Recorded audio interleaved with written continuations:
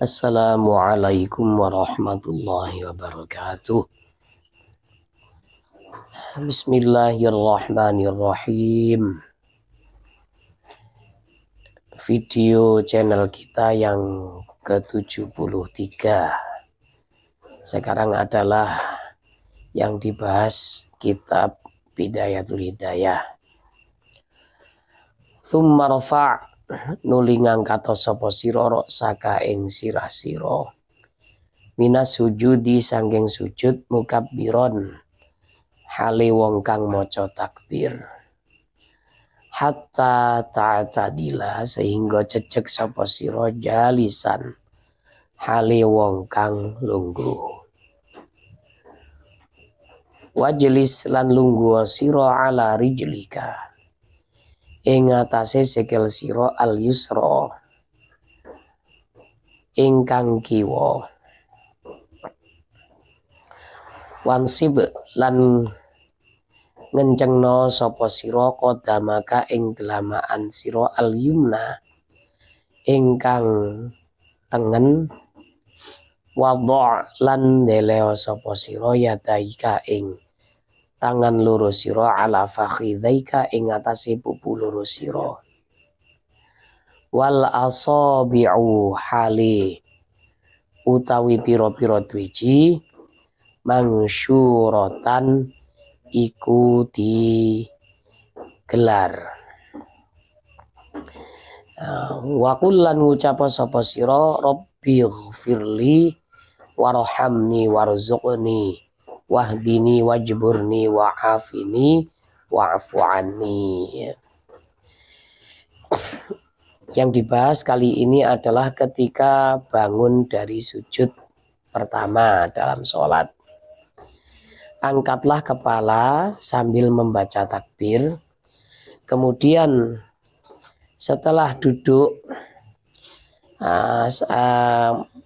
membaca takbirnya ini berhenti sampai benar-benar duduk ya. Kemudian duduklah di atas kaki kiri.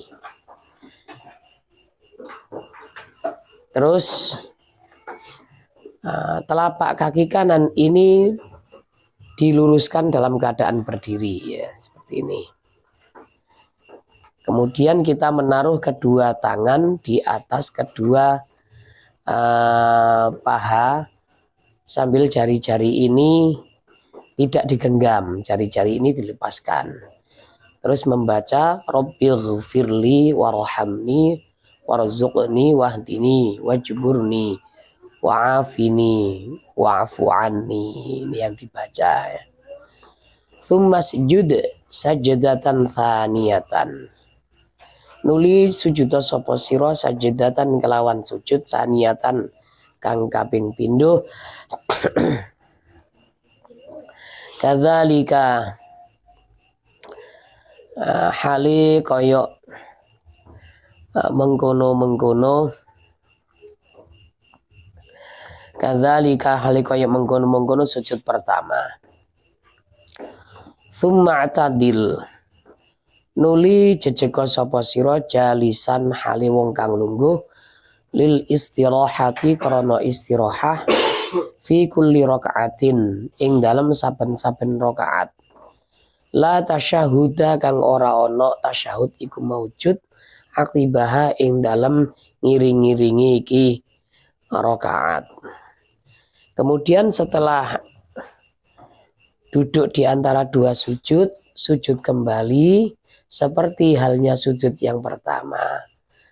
Setelah itu bangun untuk duduk istirahah di setiap rakaat yang tidak ada tasyahudnya. Jadi sebelum berdiri dari sujud ini disunahkan untuk duduk istirahah dulu ya. Duduk istirahah ini jangan lama-lama, sebentar saja. Tsumma taqumu nuli ngadeg sapa sira wa tad'u lan deleh sapa sira al yadaini ing tangan loro sira alal ardi ing atase bumi. Wala tuqaddim lan ojo dhisikno sapa sira ikhda rijlaika ing salah sijine sikil loro sira fi halatil irtifai ing dalam keadaan ngadeg. Kemudian setelah duduk istirahat berdiri sambil meletakkan kedua tangan ke lantai ya. Jangan sampai kakinya dulu yang berdiri. Karena kalau langsung kaki yang berdiri kan berat. Jadi kita bertumpu pada tangan dulu ya. Khawatirnya nanti apa? Cedera ya. Kalau masih usia muda aman-aman saja, tidak ada keseliu. Tapi kalau sudah manula ya, manusia lanjut usia, nah, bisa-bisa nanti setelah sholat akhirnya pijat. Nah ini ya, setelah sholat pijat malah jadi masalah ini ya. Wa betadi lan ngawitono sapa sira bitakbiratil irtifai kalawan takbire tangi sangka sujud indal qurbi ing dalem sandinge cedhek min haddi jalsatil istirahati saking batasane lungguh istirahat ya. Wa mudda lan dawakno sapa sira ha ing takbirah ilantiso firtifaika tumeka maring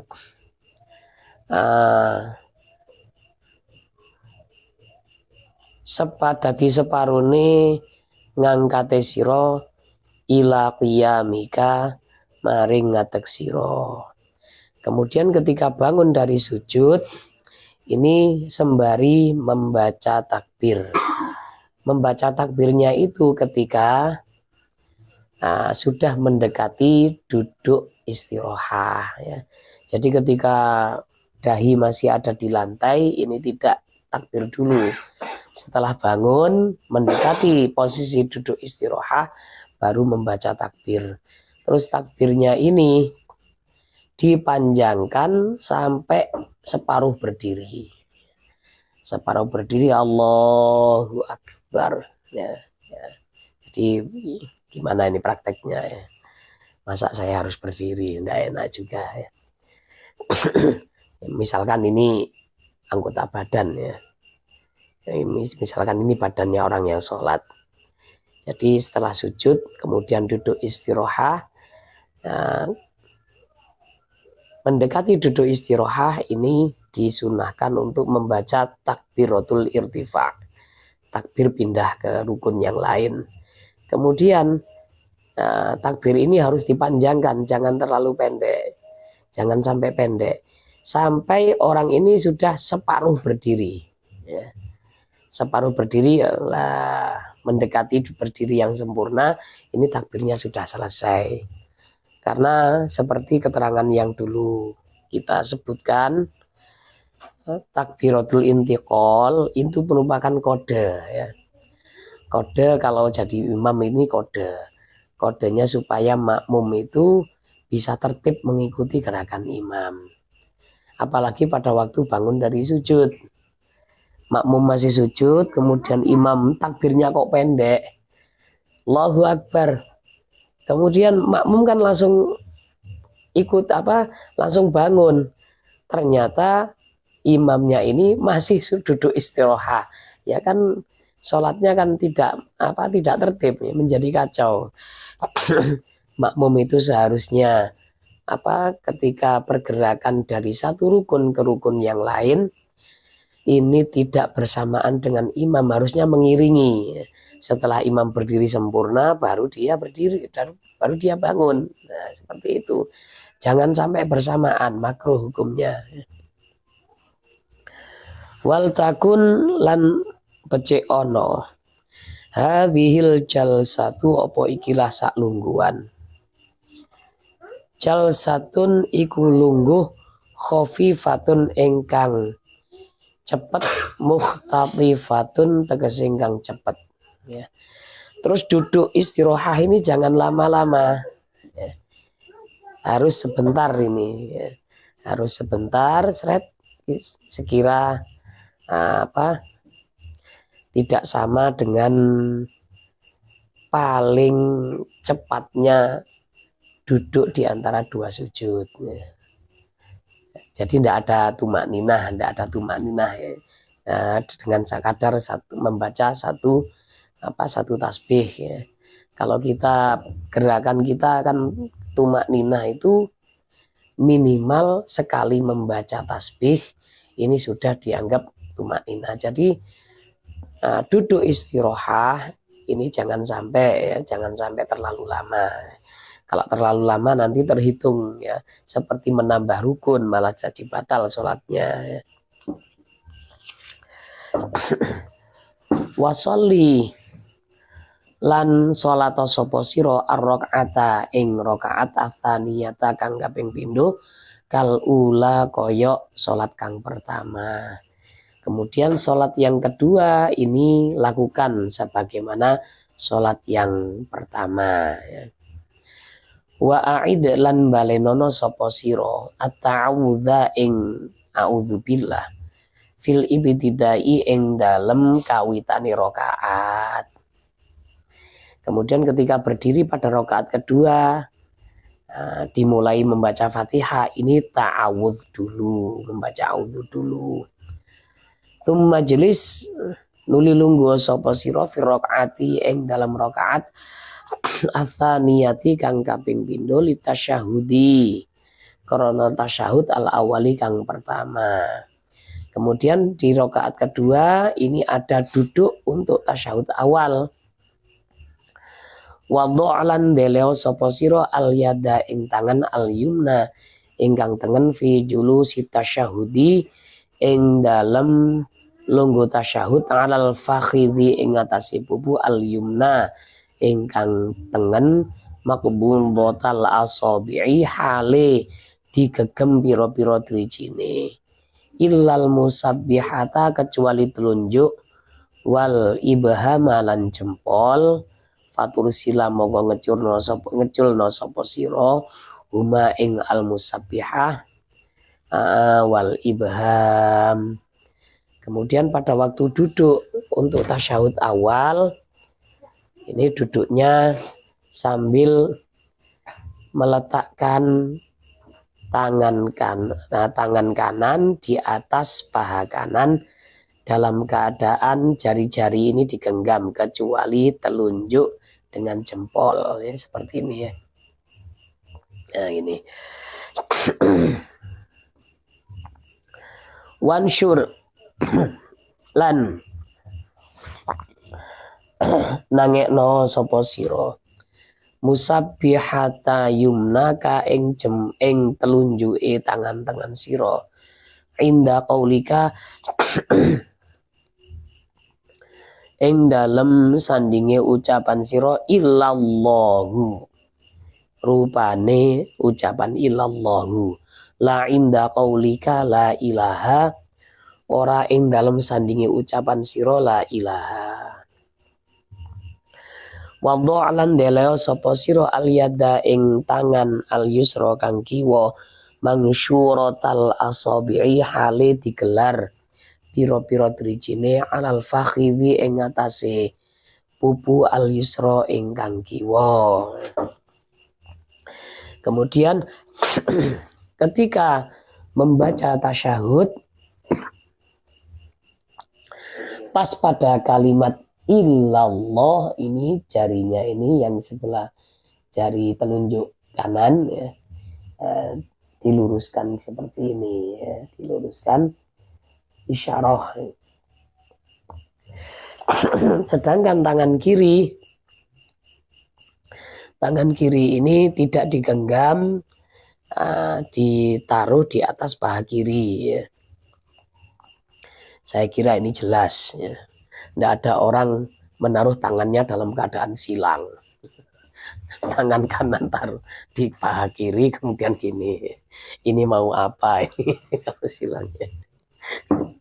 Ya sholat aneh-aneh kalau gitu ya. Khilaf itu. Baca andreng Madura khilaf. Ini Wajlis lan lungguh sapa sira ala rijlika ing atase sikil sira al yusra ingkang kiwa fi hadzat tasyahudi ing dalem iki rupane tasyahud kama kaya lungguh bainas sajdataini ing dalam antarane sujud loro. Ketika tasyahud awal, kaki kiri ini sebagai alas duduk untuk pantat kita. Tasyahud awal sama seperti ketika duduk di antara dua sujud. Wa fit tasyahudi lan ing dalam tasyahud al akhiri ingkang akhir mutawarrikan hale lunggu tawarruk. Kalau di tasyahud akhir ini duduknya duduk tawarruk. Kalau tasyahud awal duduknya duduk iftirash, beralas ya. Duduk tawarruk itu bagaimana ya, seperti yang dijelaskan nanti di bawah ya. Wastakmil lan nyempurnakno sira ad-du'a ing donga al ma'rufa ingkang dikenal, al ma'thura ingkang ma'thur, maksudnya yang diajarkan ya. Ba'da sholati ing dalem sakbadane salat, ing dalem sakbadane sholawat ala nabi ing atase Kanjeng Nabi Muhammad sallallahu alaihi wasallam. Bacalah doa-doa yang ma'thur yang memang diajarkan setelah setelah membaca sholawat kepada Nabi. Mohon maaf ini kesehatannya agak terganggu ya. Memang musimnya pilek ini.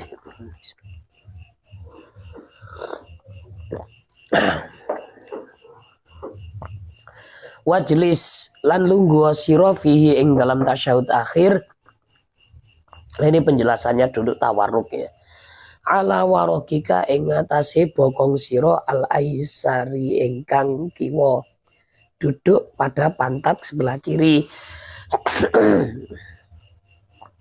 Wadha' lan deleo sapa sira rijlaka ing sikil sira al yusra kang kiwa kharijatan hale metu min tahtika saking ning sor sira. Kalau kaki kiri ini keluar dari bawah kita ya. Jadi keluar di bawah kaki kanan. Wansib lan jejebno sapa sira al qadama ing telamaan al yumna ingkang tengen. Kaki sebelah kanan ini berdiri. Nah, seperti ini ya. Andaikan ini kaki, telapak kaki berdiri seperti ini, tidak seperti ini ya. Waqul lan maca summakul nuli maca sapa ngucap sapa sira ba'dal faraghi ing dalem sakwise doa assalamu alaikum warahmatullah ing bacaan assalamu alaikum warahmatullah marwata ini kelawan rong ambalan. Setelah doa-doa tasyahud ini selesai ya, mulai dari at-tahiyyatul mubarakatus shalawatut thayyibatu lillah sampai innaka hamidum majid, kemudian ditambahi dengan doa ya, Allahumma inni a'udzubika min adzabi jahannam wa min adzabil qabri wa min fitnatil mahya wal mamat wa min fitnatil masiihid dajjal ya, wa a'udzubika minal ma'thami wal maghram. Atau doa yang lain misalkan ya, Allahumma tsabbit qalbi ala dinik misalkan. Ini setelah selesai kemudian membaca salam. Kalau tahiyat itu bacaan-bacaan ketika tasyahud ini sebenarnya napak tilas dari Isra Mi'raj. Jadi ketika Rasulullah Shallallahu Alaihi Wasallam naik ke Sidratul Muntaha, kemudian masuk ke area yang bernama Mustawa, bertemu Allah secara langsung, melihat Allah secara langsung. Ketika itu karena melihat Allah, Nabi mengucapkan penghormatan, at-tahiyyatul mubarakatus sholawatut thayyibatu lillah. Kemudian oleh Allah diberi salam, assalamu alaika ayyuhan nabi wa rahmatullahi wa barakatuh. Nabi mendapat salam dari Allah, senangnya bukan main. Cuma yang namanya Nabi ini kan paling sayang pada umatnya. Beliau nggak lupa dengan umatnya ya. Akhirnya beliau membalas salamnya ini bukan salam kepada Allah, bukan ya. Tapi balasan salam ini salam untuk dirinya. Assalamu alaina wa ala ibadillahi sholihin. Kenapa kok salam untuk dirinya? Karena salam kepada Allah itu tidak mungkin. Allah yang memberi keselamatan, masa didoakan selamat? Nah itu. Nah ini napak tilas dari kisah Isra Mi'raj Nabi Muhammad Sallallahu Alaihi Wasallam. Setelah selesai membaca doa, kemudian salamnya ini berhenti pada warahmatullah, tidak sampai wabarakatuh. Kalau sholat jenazah ini sampai wabarakatuh ya.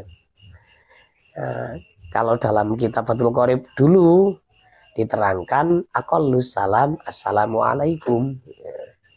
Memang ada salah satu khotib ya, yang salamnya hanya berhenti di alaikum, ada ya, mungkin beliau ingin tampil beda ya, supaya apa, viral. Karena apa, khalif tu orof, tampil bedalah, kamu akan terviral ya, akan dikenal. Itu tujuannya baik ya, semoga tidak apa-apa ya, semoga tidak rame masyarakat itu ya. Kalau yang umum kan sampai warahmatullah ya itu. Minal janiba ini saking rong sisi, wal tafid lan noleo sopo siro bihaitsu yuro, kelawan sekirane ditingali bayal dukhot daika opo putih-putih pipi siro minjani baika saking arah samping loro siro. Nah, ketika salam ini harus tolah-toleh, sunnahnya menoleh ke arah kanan, sekira pipi ini terlihat ya, terlihat dari makmum misalkan jadi imam ya. Kemudian menoleh ke kiri ya pipinya terlihat. Wanwi lan niyato sapa sira al khuruja ing metu minas sholati saking salat. Niatlah keluar salat. Tapi ini ya tidak wajib niat keluar salat itu. Soalnya salam itu sudah merupakan pertanda salat selesai. Wanwi lan niyato sapa sira assalama ing salam ala man ing atase wong ala janibaika kang ing atase kiwa tengen sira minal malaikati, nyatane pira-pira malaikat wal muslimina lan pira-pira wong Islam. Ketika salam harus, kesunahannya ini harus niat salam pada orang yang di sebelah kita. Kalau kita sedang sholat sunnah sendirian ya niat salam pada malaikat. Nah, kalau kita sedang berjamaah jadi makmum ya pada kiri kanan kita ini kan ada orang pastinya. Kalau kita tidak di belakang sendiri ya ini kan salam ke sisi kanan kiri ini. Wahadhihi utawi iki hayatu sholatil munfaridi iku keadaane sholat munfarid, sholate wong dan dewean ya. Kalau sholat sendirian ya salam pada malaikat dan salam pada umat Islam seluruhnya ya. Tapi kalau ada orang, kalau sholat menjadi makmum yaitu kanan kirinya itu yang disalami. Wa imadus sholati utawi cagae sholat Al khusyu'u iku khusyuk. Wa khudurul qalbi lan hadiri ati. Ma'al qiraati sertane bacaan wa dzikri lan zikir bitafahumi kalawan maham. Dawuh Imam Ghazali, tiang dari sholat itu dikatakan iqomah. Orang itu dia katakan iqomatus sholat atau muqimus sholat zahir batin kalau syarat rukunnya terpenuhi dan dapat khusyuknya. Syarat rukun terpenuhi, khusyuk belum, berarti muqimus sholahnya atau iqomatus sholahnya ini hanya zahir saja, batinnya tidak.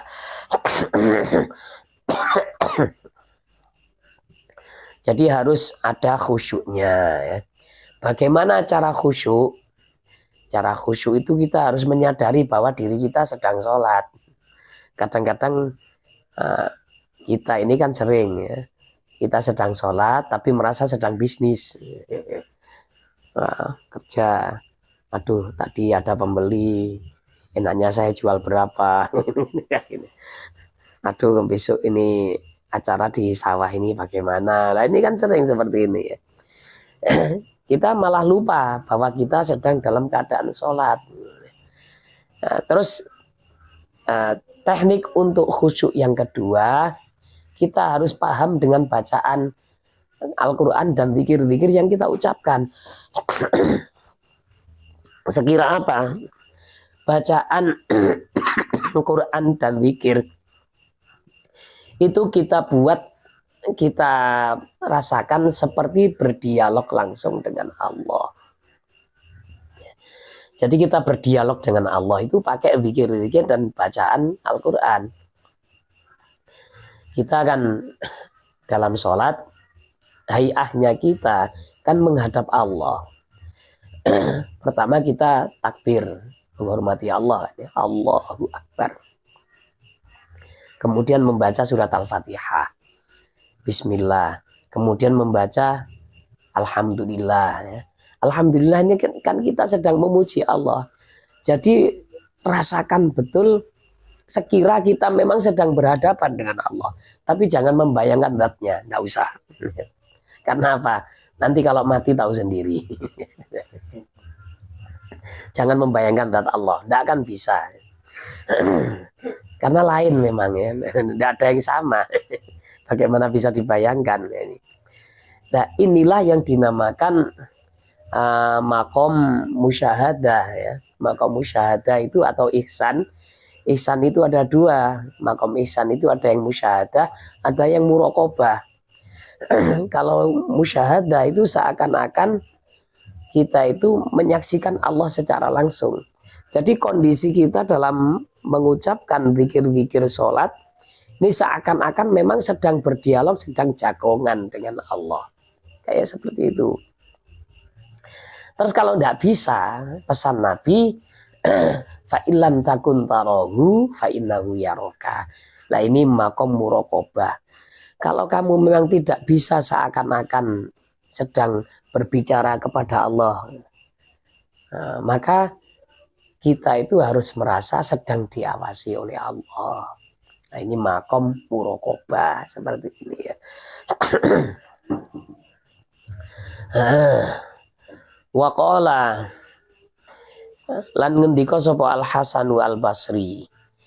Al Basri Hasan Basri. Hasan Basri ini adalah tabi'in. Beliau ini menjadi orang alim berkah disusui oleh Sayyidah Ummu Salamah ya. Beliau ini disusui oleh disusui oleh istri Rasulullah. Kullu sholatin utawi saben-saben salat la yakhduru ingkang ora hadir fiha ing dalem salat alqalbu apa ati fahiya mongko utawi salat ilal uqubati maring siksaan asra'i kule cepet. Wah, kita ditakut-takuti ini ya. Salat yang tidak ada hadir hati dalamnya. Orang kalau salat tapi tidak merasa salat. sholat merasa bisnis, sholat merasa kerja, atau sholat merasa bermain, ini cepat dapat siksaan. Waduh, gawat. Memang nggak sopan. Kan sholat itu adalah media dialog dengan Allah. Masa dialog kok nggak fokus? Misalkan saya bicara dengan orang di depan saya, tapi ketika bicara itu saya tidak mandang wajahnya, kemudian saya mandang ke atas, memandang ke arah jam, dinding, atau ke arah mana, sambil ngomong sendiri. Lah ini kan nggak fokus kan ya, yang diajak bicara pasti ya bosen. Ini ngomong apa sih, kok nggak fokus ya. Untungnya Allah itu maha pengampun ya. Kita kan kalau sedang sholat tidak khusyuk kan nggak sopan. Coba kalau nggak sopan di depan kiai, pasti dimarahi. Atau di depan pejabat. Kalau ngomong yang benar mas, pandang orang yang Anda ajak bicara. Nah, pasti seperti itu. Tapi Allah ini maha pemurah, maha penyayang, ya. Maha pemaaf. Kita yang seperti itu, kondisi sholatnya ini tidak dimarahi oleh Allah. Imam Ghazali sendiri dulu itu ya awal-awalnya sholatnya nggak khusyuk. Nggak khusyuknya beliau itu bukan urusan kerja, urusan belajar, urusan fikih nggak urusannya. Ketika beliau sholat dengan para murid-muridnya, kemudian adiknya ini awal ketika takbir ikut sholat, lalu mufarokoh, memisahkan diri, nggak ikut jamaah lagi, sholat sendirian. Murid-murid Imam Ghazali ya heran, loh adiknya Imam Ghazali kok seperti ini ya. Akhirnya dilaporkan pada Imam Ghazali. Imam Ghazali tanya, kenapa dek, waktu kamu jadi makmum saya kok kamu mufarokoh? Ya sholatnya kakak ini batal. Kenapa? Kakak kena darah haid.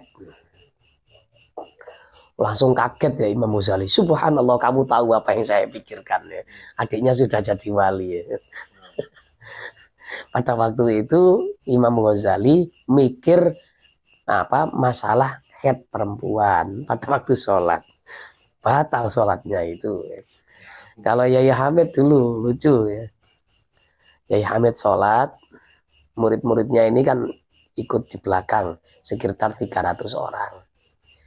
Ada kecoa masuk hinggap ke baju Yai Hamid.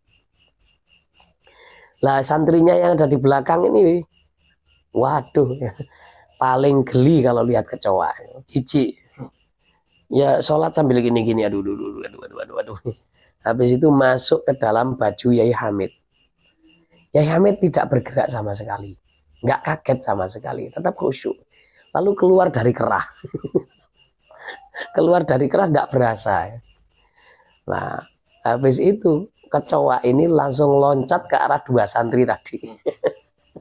Dua santri yang paling geli. Ya langsung langsung heboh. Habis sholat Yai Hamid langsung bilang ya, itu kecoa alim katanya. Dia tahu sholat kamu nggak khusyuk makanya dibatalkan. Sama kecoanya ya. Waqala lan ngendika sapa Rasulullah sallallahu alaihi wasallam, innal abda sak temene kawula layu sholli ku yektine salat sapa abad as-sholata ing salat fala yuktabu mongko ora ditulis ganjaran lahu keduwe iki abad minha saking salat sudusuha apa seperneme salat wala usyuruha lan ora 1/10 sholat.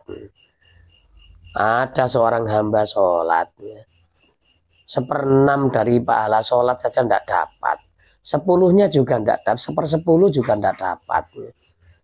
Ya 1/10 nggak dapat ya, aduh ya dapat capek doang. Kenapa ini alasannya? Nah ini alasannya. Wa innama yuktabu lan angin pemestine ditulis lila abadi kedue hamba min sholatihi apa saking sholate iki abad biqadrima kelawan kadare perkara akola ingkang angen-angen sapa ki abet minha saking salat. Yang dicatat dapat pahala dari sholatnya itu sekadar dia itu khusyuk di situ, dia itu berangan-angan, sadar dia dalam keadaan sholat itu. Jadi kalau hilang kesadarannya pada waktu sholat, ya maka ya dipotong pahalanya. Semakin banyak lupanya, maka semakin hilang ganjarannya. Subhanakallahumma bihamdika asyhadu an la ilaha illa anta astaghfiruka wa atubu ilaik. Kiriran Ustadz Zainal membaca kitab tauhid ya.